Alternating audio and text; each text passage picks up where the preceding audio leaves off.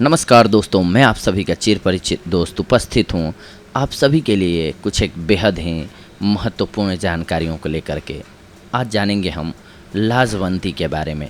गजब की औषधि है छुई मुई यानी कि लाजवंती। आइए हम जानते हैं कैसे करती है ये रोगों को छूमंतर। लाजवंती नमी वाले स्थानों में ज़्यादा पाई जाती है। इसके छोटे पौधे में अनेक शाखाएं होती हैं। इसका वानस्पतिक नाम माइमोसा पुदिका है। संपूर्ण भारत में होने वाला यह पौधा अनेक रोगों के निवारण के लिए उपयोग में लाया जाता है। इनके पत्ते को छूने पर ये सिकुड़कर आपस में सट जाती हैं। इस कारण इसे लजौली नाम से जाना जाता है। इसके फूल गुलाबी रंग के होते हैं। लाजवंती का पौधा एक विशेष औषधि पौधा है। इसके गुलाबी फूल बहुत सुंदर लगते हैं और पत्ते तो छूते ही मुरझा जाते हैं। इसे छुई मुई भी कहा जाता है। आप इसे छूने जाइए, इसकी पत्तियां शर्मा कर सिकुड़ जाएंगी। अपने इस स्वभाव की वजह से इसे शर्मिली के नाम से भी जाना जाता है। यह पौधा आदिवासी अंचलों में हर्बल नुस्खों के तौर पर अनेक रोगों के निवारण के लिए उपयोग में लाया जाता है। आइए आज हम इसके औषधीय उपयोग के बारे में जानते हैं। पातालकोट के आदिवासियों के अनुसार छुई मुई की जड़ और पत्तों का चूर्ण दूध में मिलाकर 2 बार देने से बवासीर और भगंदर रोग ठीक होता है।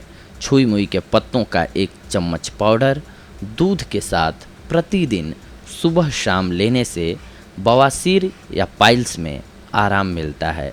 गुजरात के जानकार छुई मुई की जड़ और पत्तियों का पाउडर दूध में मिलाकर 2 बार देने से बवासीर और भगंदर जैसे रोग में आराम मिलता है।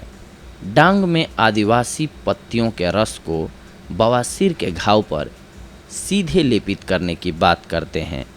इनके अनुसार यह रस घाव को सुखाने का कार्य करता है और अक्सर होने वाले खून के बहाव को रोकने में भी मदद करता है।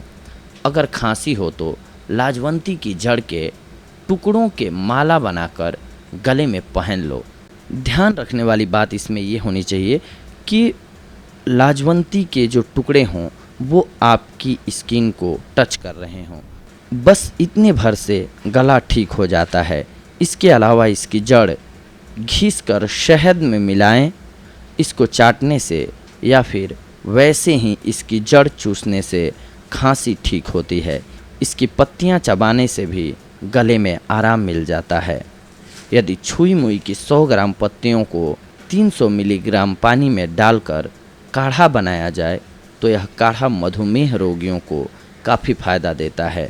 छुई मुई और अश्वगंधा की जड़ों को समान मात्रा में लेकर पीस लिया जाए और तैयार लेप को ढीले स्तनों पर हल्के हल्के मालिश किया जाए तो स्तनों का ढीलापन दूर होता है। स्तन में गांठ या कैंसर की संभावना हो तो लाजवंती की जड़ और अश्वगंधा की जड़ घिसकर लगाना चाहिए। छुई मुई की जड़ों का चूर्ण 3 ग्राम दही के साथ खूनी दस्त से ग्रस्त रोगी को खिलाने से दस्त जल्दी बंद हो जाते हैं। वैसे डांगी आदिवासी मानते हैं कि जड़ों का पानी में तैयार काढ़ा भी खूनी दस्त को रोकने में कारगर होता है। छुई मुई की पत्तियों और जड़ों में एंटीमाइक्रोबियल, एंटीवायरल और एंटीफंगल गुण होते हैं जिनकी पुष्टि आधुनिक वैज्ञानिक भी करता है। और मज़े की बात ये भी है कि आदिवासी अंचलों में हर्बल जानकार आज भी त्वचा संक्रमण होने पर इसकी पत्तियों के रस को दिन में 3 से 4 बार लगाने की सलाह देते हैं। टॉन्सिल्स होने पर इसकी पत्तियों को पीसकर गले पर लगाने से जल्द ही समस्या में आराम मिलता है। प्रतिदिन 2 बार ऐसा करने से तुरंत राहत मिल जाती है। जिन्हें गोइटर की समस्या हो उन्हें भी इस तरह का समाधान अपनाना चाहिए। डांग गुजरात में आदिवासियों के अनुसार 3 से 4 इलायची, छुई मुई की जड़ें 2 ग्राम, सेमल की छाल 3 ग्राम, इन सबको आपस में मिलाकर कुचल लिया जाए और इसे 1 गिलास दूध में मिलाकर प्रतिदिन रात को सोने से पहले पिया जाए तो यह नपुंसकता को दूर कर देती है। बहुत ही कारगर दवा है ये। नपुंसकता को दूर करने के लिए। हृदय या किडनी बढ़ गई हो तो उन्हें श्रिंक करना है तो इस पौधे को पूरा सुखाकर इसके पांचों अंगों फूल, पत्ते, छाल, बीज और जड़ इन सब का 5 ग्राम 400 ग्राम पानी में उबाल लें। जब यह 1/4 रह जाए तो सवेरे इसे खाली पेट आप पी लें, आपको लाभ होगा। लाजवंती के पत्तों को पानी में पीसकर नाभि के निचले हिस्से में लेप करने से पेशाब का अधिक आना बंद हो जाता है।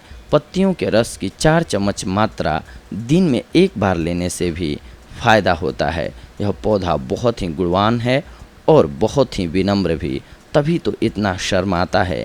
आप भी इसे लजाते हुए देख सकते हैं।